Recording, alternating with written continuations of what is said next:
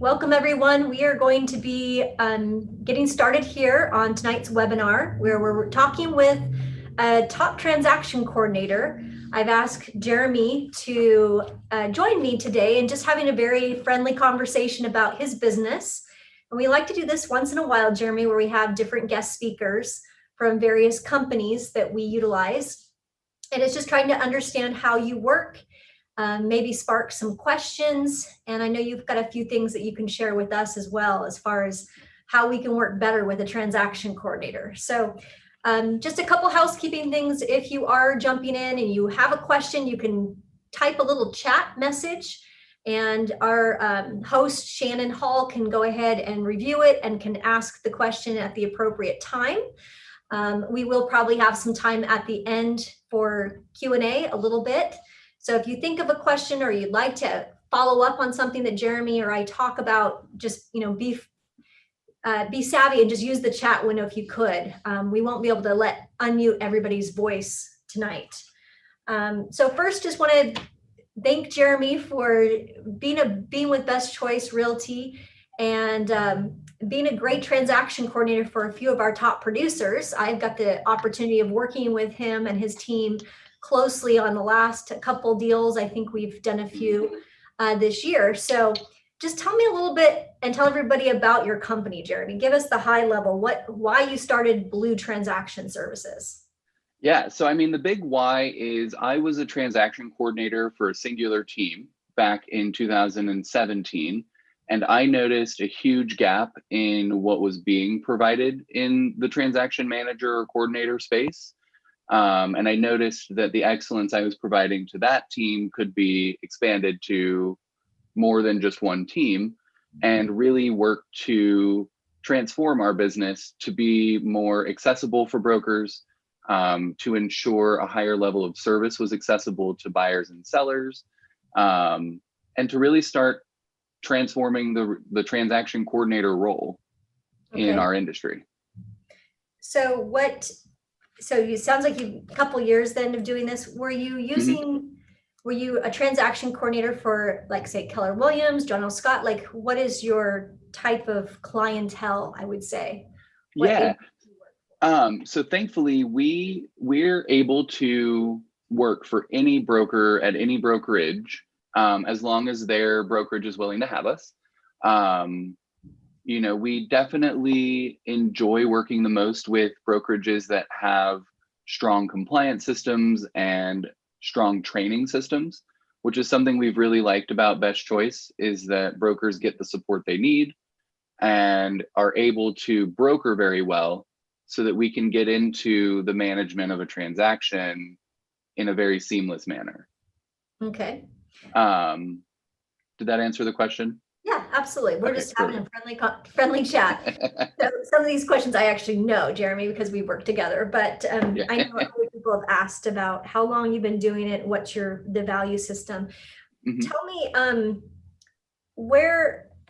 how do you get your clients? Like, how do you market? Is it word of mouth? Like, how do you? Yeah, actually, so we strictly rely on word of mouth referrals from either current clients or brokers on the other side of our transaction. And we found that what this does is it attracts the brokers that are interested in the level of service we provide. And it attracts the brokers that have some sort of understanding of what a transaction coordinator is supposed to do. We have attempted to launch 3 marketing campaigns so far, and each time, about a week before launch, we ended up flooded with brokers coming into our company and had to cancel that marketing so that we didn't detract from the services we're providing. How many transaction coordinators work for your company? Yeah, so we have, it's myself and Aaron Coates right now. And then we have 2 transaction coordinators in training. So right now they're working behind the scenes to understand the level of service we provide, to learn all the nuances of each transaction. So 4. Okay. Yeah. Okay. And then what would you say, your biggest frustration would be when working with a real estate broker? Yeah, And so be that honest, Jeremy, because I know I was not the easiest one initially with your onboarding system. I didn't follow the rules, did I? no, and I've yet to find a broker who does. And I think the biggest frustration we see is a broker not checking their email in a timely manner. Okay. You know, and we understand that you guys are out in the field, not sitting in front of a computer like we are, very connected. But there is an expectation in our business that emails are responded to usually that day, if necessary. And number two is not understanding what an actually mutual contract is. Okay. Break that down for me on not understanding what a mutual contract. I would assume that that's when you start working, but we can debate that in a minute. Exactly. Let's just take that as an example that we decide that mutual is when you start working with this particular agent. How do you determine mutual? Yeah, so what we look for when we're looking for mutual is that any required selections have a selection made, and that there are no unacknowledged terms to the contract. So how that's defined is there's no missing initial blocks, there's no missing check boxes as far as who's holding earnest money, how that's going to be delivered, or you get further down, if you end up with a Form 35 that has no check boxes, what does that mean? There's a vague term there. And we see it consistently that contracts are called mutual and are worked on as mutual, and then you end up with either avoidable or an invalid contract that we've seen 3 times in roughly 800 transactions. We've seen 3 of them get terminated near closing because it was avoidable contract and the seller got a better option. Okay. Yeah. So how many transactions or how many mutual contracts do you work on every month? Yeah, so we average right now between 50 and 60 contracts in escrow at a time, plus about 20 to 25 listings between preparing for the market and being on the market. Okay. So awesome. In total, almost 100 deals at a time. Okay. That's awesome. That's quite an achievement. I know, just managing all the paperwork on all of that. How do you help with like multiple offers? Yeah, so for multiple offers, we have, first we have a notice that goes out to the showing agents so they can be made aware when you're expecting the offers to be reviewed and what's really important to that particular seller as far as terms go. From there, we identify and organize the offers that come in because they get submitted in all different kinds of ways. We put them together as here's the contract, here's the supporting docs, and then we prepare a multiple offer summary. And what that does is compare those key terms of a contract side by side so that when a broker's reviewing their offers with the seller, they can point to the specific terms that might be most important to them. Okay. Well, it sounds great, Jeremy. That's what people will say. It all sounds great. So break down how you're structured. Maybe Shannon, send the next slide. I think you have like kind of a summary slide might spark. How do you kind of, we kind of talked about some common mishaps for the purchase, kind of break down what the services look like and how you're set up so that if I wanted to work with you, say I have not worked with you, what would that look like? Yeah, so what that would look like is, first we would go through an initial consultation that's really designed to set the expectations like, at Blue Transactions, all you have to do to get us new work is email it to us. We don't have any special forms to fill out. We don't add any admin work to a broker's desk. Okay. You just, and most of our clients don't even identify the email anymore. They just send us a PDF and we know what to do with that. But for a listing, for example, we can't really do anything until we have a listing agreement in hand. Okay. And once we get that then we start introducing ourselves to other parties. We start gathering all the public data for your property. And we build out those initial round of listing reports for the sellers to review. Okay. So disclosures, then Jeremy, you take care of the disclosures for me? Yeah, so we will, as soon as we get that 1A, if we notice you didn't send like your best choice disclosure packet, we would get that sent to your sellers immediately. So that way they're in the know as soon as we start working together. And then we also send out the Form 17. We like to get that out early because some sellers like to work on that over time, and we don't want them feeling pressured to fill that out quickly. We want them to do it accurately. And then we pay for your signpost order, as well as go mark the location for where it should go. We, depending on who you use as your photographer, we either go out and install the key box after your photo shoot's complete, or if you work with 501 exposures, he'll actually install that once he's done with the photo shoot. That way, no one's ever having to Photoshop out a key box, or it's not getting in the way of the beautiful house that's being shot. Got it. So 501 Exposures, I know, is like your parent company, right? Is that a different photographer? He's the spousal company. Yeah, so the bias there is 501 Exposures is owned by my husband. And we both kind of started growing together. He realized he was a great photographer. I realized I was a great transaction coordinator, and we, the two pieces flowed naturally together. So I had the pleasure of partnering that up. So how does that work? How would I help myself out, Jeremy? Because I'm having to coordinate a lot of things that probably you do. Is that included in the fee, or is that something additional? That's totally included. And the nice part about our listing services is those are actually free as long as we're hired for the transaction part of a listing. Okay. And unless there's a rush, if we don't have 7 business days to get that listing ready, it just turns into a bunch of inaccuracies that end up gumming up the works later. So as long as we have 7 business days, that's a great point. Our listing services are included with your transaction fee. Okay. And then with 501, we have the luxury of, we built our systems together. So then when we start our group text message with the sellers, we, if we know that our client would like us to do that, we just jump right in and ask the sellers when they think the home will be ready. And then we book that appointment with 501 so that his processes can start. He's got an awesome preparing your home for the market cheat sheet. And then goes over, especially now with COVID, he goes over the regulations with the sellers. Okay. So that way everyone's having a safe appointment. And then he just shows up, delivers them. The nice part is he delivers them in the order that we will put them in to upload to the listing. Okay. So then it's an even smoother experience just getting them all uploaded. It helps me write the marketing remarks, especially now taking advantage of all 750 characters. That's nice. I know. Yeah.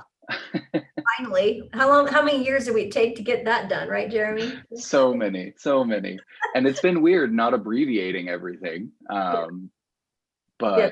If you guys didn't see that yet, that was really nice, because I'm sitting here trying to figure out how to change the ands to the symbols, and now we don't even have to worry about that. It's great. No, and there's so much. I've actually only hit the limit twice so far since the change. That's awesome. So that I'm assuming that's not an additional cost then for the copyright work that you do. You write about the home because you already have the pictures. Is that when you do that work? Yeah, so we do that work as soon as we get the photos in. We digest them, and a lot of that is we don't want to talk about this expansive master bedroom and it turns out it's 8 by 10 with a half bath attached. Right. So we want to make sure we're highlighting the features that are highlighted in the photos. In looking at, this is very back end, but in looking at the data behind listings and what really drives traffic to them, especially the traffic that writes offers, when something's off about a listing, buyers don't go. Yeah. And we want to make sure that when we're putting something on the market with our agents, that we're all, actually selling the house at the end of the day. Yeah. The level of detail, Jeremy, I know I have not had the pleasure of having 501 exposures, but I have had the fortunate experience of working with you to have you write my remarks and do my inputting. And I can tell from my own personal experience, it's been seamless. Like everything that they do is above board, and I think we had a little rough go with one of my sellers who wanted to kind of label a septic, like 4-bedroom. And then he spoke with you and spoke with me. And by the end of the day, he understood what was the right thing to do, was to really advertise, but again, all above board. And that's what we like about Blue and the relationship that we have with Best Choice, is that we have that very strong, do the right thing, always market correctly, and we don't have any problems. We haven't had any problems with any of the deals that we worked on together. Yeah, and I think you bring up an important part, because when you're getting a home ready, there's 100 different places the square footage can come from, same with bedroom counts and all of that. And one thing I really enjoy is talking through that with sellers, because I totally get, if you bought it as 2,800 square feet and everywhere online says 2,800 square feet, but then it's only 2,500 square feet, that's a hard conversation to have. Right. And we explain that, if it really is 2,800, the buyer is going to be so much happier than the other way around, where they lost 300.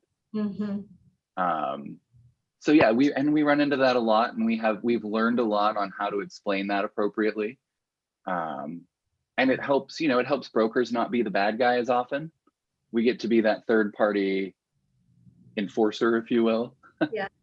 And you do the supplements, right? You upload the supplements, you gather the supplements, and you put those up for us. Is that part of the service? Absolutely.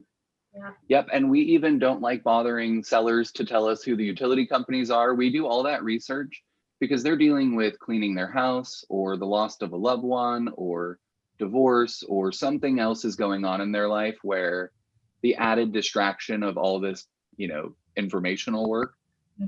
So we take that off their plate, and they can focus on whatever life has them going through to sell their home. Okay. So tell me about the transact. So we kind of talked a little about listings, in that you handle it from that point, from the moment. Sounds like we need at least a week. Don't give you something that's not like a week away, right? That's yeah, and I was just say, I can do it in 20 minutes if all the pieces are there, but that's $300, and most brokers don't want to pay that. So give you some time, and we don't want to have to pay late fees or anything like that. So what about the like the working with the buyer? So when do you actually need to get the contract, and when do you start working, and what does that look like? What does the scope of service look for that? Yeah, absolutely. So the very first thing we do is we're hoping that you're copying us on all your offers. That way we can catch some of the missing pieces before that seller sends it back, and you've got that awkward back and forth. So our services start as soon as those emails creep into our inbox, and we're starting to look through everything. When we notice it's a new buyer, if we don't have a file set up for them, we go ahead and shoot out their disclosure package. That way they're informed while they're shopping. And then we're keeping track of, like, okay, they've written 5 or 6 offers, we're getting close, or we're noticing a trend of the offer itself and can maybe provide a different strategy to help that buyer win a home. Once they've won the home, we review the contract, make sure it's mutual, make sure it's signed around everywhere it needs to be, and send out an introduction. That introduction is part of our bread and butter. It outlines the key deadlines, which are super important in a transaction, is making sure you're not sending a 35-hour late and losing your buyer's inspection contingency, or missing out on your chance to review well documents. So that key feature is the contract dates. And then the second awesome piece of that is making sure all the parties are connected. We've seen sometimes where they send one email to the lender, one email to escrow, another email to everybody else. And much like a wedding, if your photographer didn't know that it got moved, then the whole wedding's kind of thrown off. So we help to make sure that the vendors are always in the loop every week with a weekly update, along with those daily follow-ups on missing items or requested items, So to answer the question, 22AL and then 22AP respectively, of what do you do that type of work? We do. We've actually adjusted that a little bit recently. So how we're going to move into 2021 is we've got a new email template that's going to remind a broker, hey, you've got about 2 more days before the sellers can request this. Can you please fill out that AL and shoot it over to us? We'll get it signed and everything. But in a recent conversation with the DOL, they didn't care for us pre-filling the top section anymore. Wow. Okay. So, and that's another cool feature about Blue, is that we work with the DOL on a regular basis to make sure that, you know, what we are doing that's kind of pushing the boundary of our job is still compliant. And then we're really pushing in the next couple of years to come up with a transaction coordinator license that helps us be able to write documents if our brokers need us to, or you know, just give us a little bit more definition about what the role is on a state level. Right. They're still, I know it's on their to-do list, Jeremy, but they're still, they've got to get the online Department of Licensing fixed first. I think top of the ticket. And then I think it's down the road there. But and that's exactly. You're always on top of the newest, you know, if there's a debate or if there's a challenge with a transaction, or like somebody needs more knowledge about something, I know I've reached out to you. Have you seen a video on this, or have you seen something on that? And you are a wealth of knowledge. So I appreciate that type of service. So it sounds like you have like your own online system that helps manage this, but you do work with like paperless pipelines. So you're having conversations instead of having the agent being contacted by Jerry Kay, our managing broker, you're almost having those conversations. Is that kind of correct in how it works? Yeah, and so that's something, one of our goals is that Jerry Kay doesn't have to do much work on our files. We like to have the conversation before it makes its way to paperless. Of course, there are going to be those one or two things that slip through on days where everything's going live and under contract at the same exact time. But we're explaining to brokers like, hey, this is not quite complete, and here's why, and here's what the risk is to your client. And that way, same day that we get it, it's usually corrected, and then we can put it away. And then we're also doing things like when that earnest money receipt comes through, we're comparing to make sure that it matches the due date. Okay. We're looking at who delivered it so that we get a Form 89 if we need one. Okay. So that's okay. We usually ask these agents to do. So you're kind of. Yeah. Well, and correct me if I'm wrong, but I think the new mishandling earnest money fine is $5,000 now. Yeah, it's $5,000. Yeah. And that's an expensive check to write if you don't have to. You know, luckily, we knock on wood, we haven't had any in our office. Yeah. There's other offices I know that have had those fines, and they are steep. I mean, one guy that runs an office, I won't give you a name because we don't want to throw anybody under the bus, but that $15,000. He had 3 irregularities that were not taken care of and was just not done correctly. And yeah, he had to write the check out and paid that fine, which is awful. Yeah. And while I love real estate education being well funded, I don't think that's the way to go about it. No, not at all. Let's go to the next slide, Shannon. I think you had a couple more things I wanted to. So we talked about simple, scheduling, frequent communication. How does? Pretty simple way to schedule things. You guys have an internal system. I love that. My seller loved how he could go in there and see how many clicks he has received and all of that from the sellers. Is that something you built, or how did that work? Yeah, so that was actually when we use a system called A-Frame software. For brokers who are listening that don't have a CRM, hands down, best CRM on the market. It's $29 a month. The gimme is that you have to build out your own templates. Okay. You know, but the benefit there is it's custom to your brand. Awesome. And when we started with A-Frame, that was a very simple place where clients could get vendor contact information. And we were like, you know, hey, Burton, this is a really cool feature. Do you think we could do like automatic import of showings and like connect that with SuperWeb? He's like, yeah, I'll get that done this weekend. And from there, we've really developed it to be, you know, now it houses all of their contract documents. It houses all of their contact information for escrow and their lender, as well as the dates. And then, like you said, it's got a graph of their showing activity by week. It keeps track, you know, these days there's not a lot of price changes happening. Right. But if anything like that happens, it'll mark it and you get to see like, oh, my showings did go up like my broker said it would. Right. So it's all built into your system. So once I start working with you, I get full access to that backend system that sends those notifications and those emails and those reminders. Yep. It's all part of that system. That's Yep. great. So tell me, how much does it cost? The burning question. Yeah, the fun question. Yes. Well, and I had a conversation recently with a broker, and when I said what I'm about to say, I was given so much great feedback that I think I'm going to repeat it. We're unabashedly one of the most expensive transaction coordinators in the area. We charge 5% of a broker's gross commission after any referrals are taken out. Okay. So that's the one fee we don't charge our fee on, because that other broker did the work. They didn't hire us. It's their money. What that looks like is for every $6,000 of commission, our fee is $300. Anytime the commission is less than $6,000, our fee stays at $300, because that's, the minimum Aaron and I need to keep the lights on and keep the work going. Mhm. And what that comes with is, like we've been discussing, an unmatched level of service in the industry. So we're designed to work with brokers who have, reliable and consistent business. That's Okay. one of the things we're really looking for.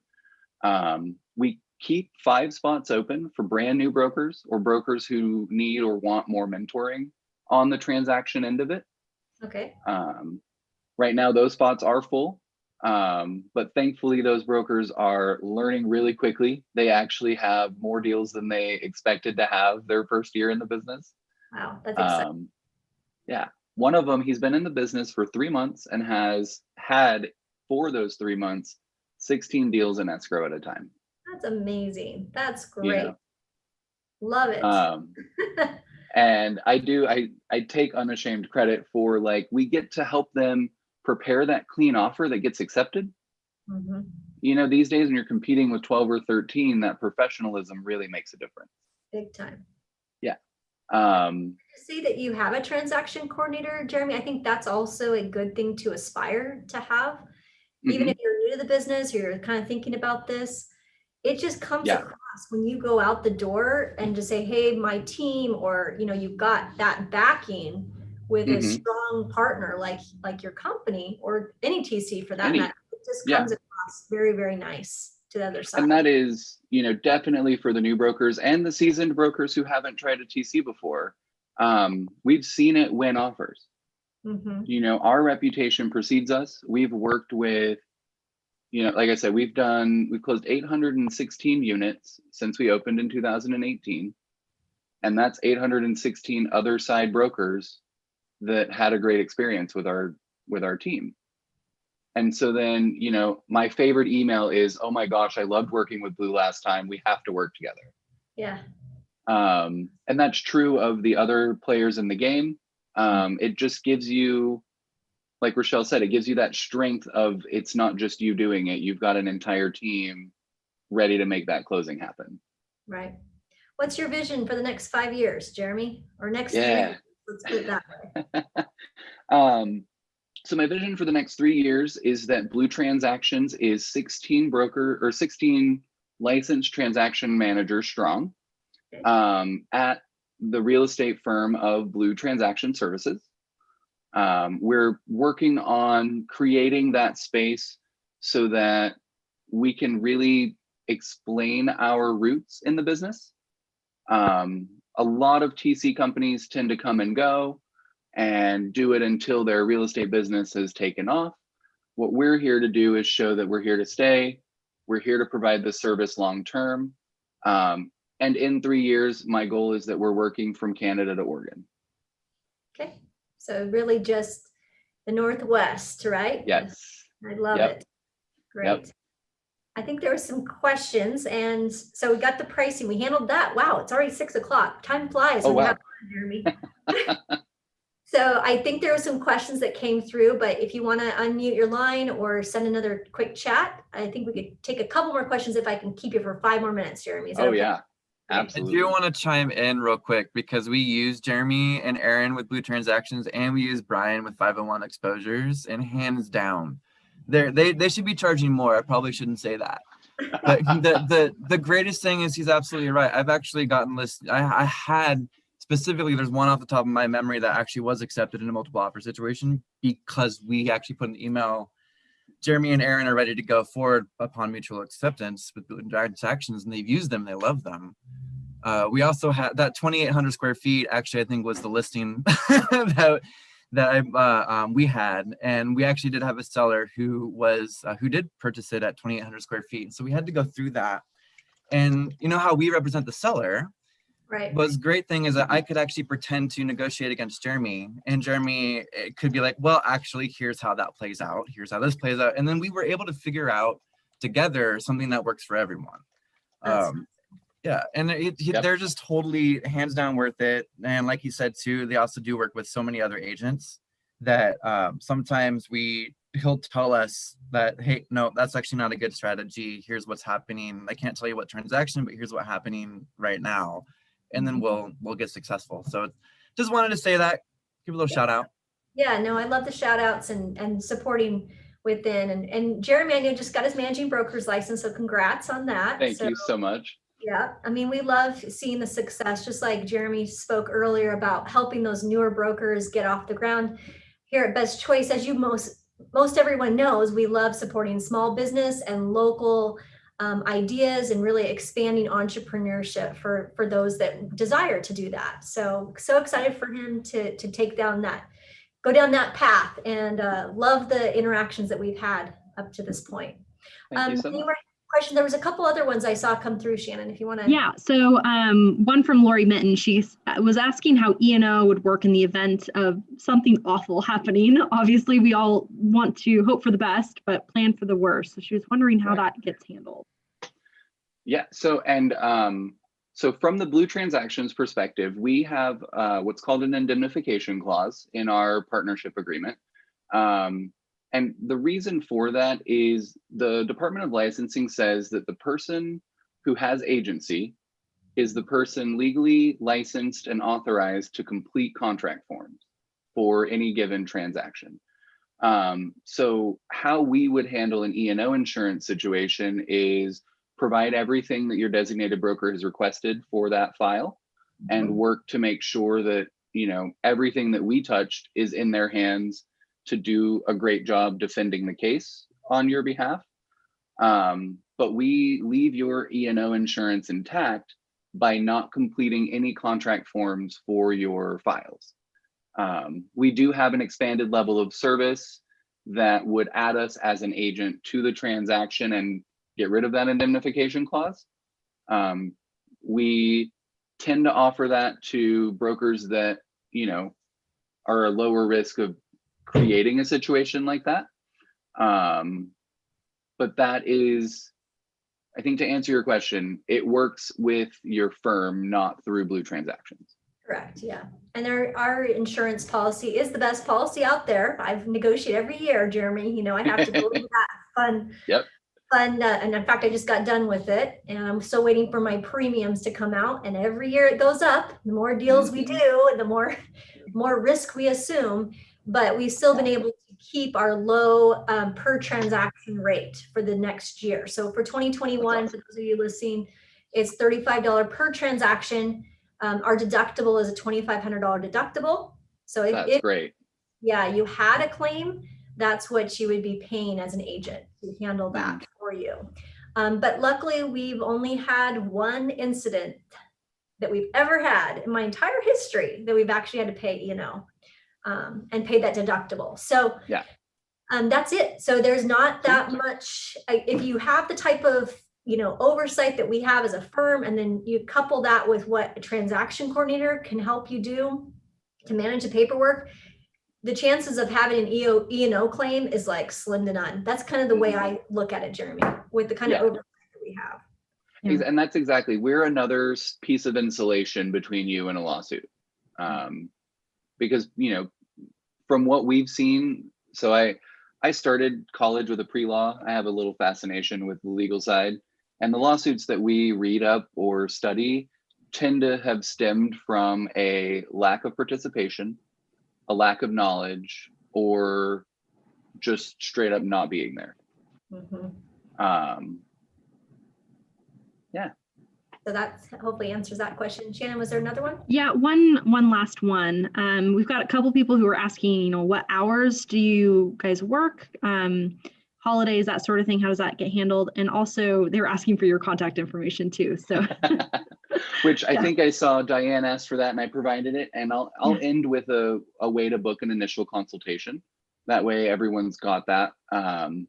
So our office hours are 7:30 a.m. to 7 p.m. Monday through Friday, with 10 to 5 on Saturdays.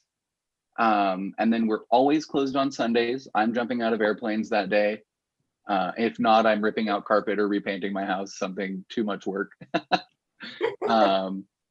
But if I can help it, I'm either flying to Arizona to jump out of a plane during the winter or hanging out with the dogs. And then for holidays, we observe all major federal holidays. So that includes everything that Washington State counts as a contract holiday. And then we throw in Election Day, Tax Day, Pride, Juneteenth, and Women's Equality Day to make sure that those holidays we believe should be national holidays are observed, to make sure that, we're participating in the society we're a part of. Awesome. That's great. Yeah. Super. And then a couple people asked about your fee structure. So I think we talked about earlier. We did record this, Jeremy, if you're okay. Perfect. We'll post it on our YouTube channel. But Please I don't think you need every client, not everybody. There are other TCs out there that will do a flat fee, but that's just not the way that you've decided to structure your business. And so Exactly. So it works. There's a And place. what's really cool, we have great relationships with the other TC companies out there, and they offer different things that brokers want that we don't. So we're, if you're even curious about which TC to hire, we'd love to have that consultation and point you in the right direction. So that way you're partnered with someone that's making your business thrive. That's the goal, right? Is to have more. Always. Yeah, awesome. Well, Jeremy, it was a pleasure just talking with you one-on-one, or I guess with everybody listening in. It was fun. And then just a last little plug. So if you guys would like to book an initial consultation, all you have to do is go to bluetransactions.com, click on the membership section, and then you can pick a time that's open on our calendar, and we'd love to meet with you one-on-one. Okay. And Shannon will post that in our recorded. So thank you very much, Jeremy. You guys have a wonderful week.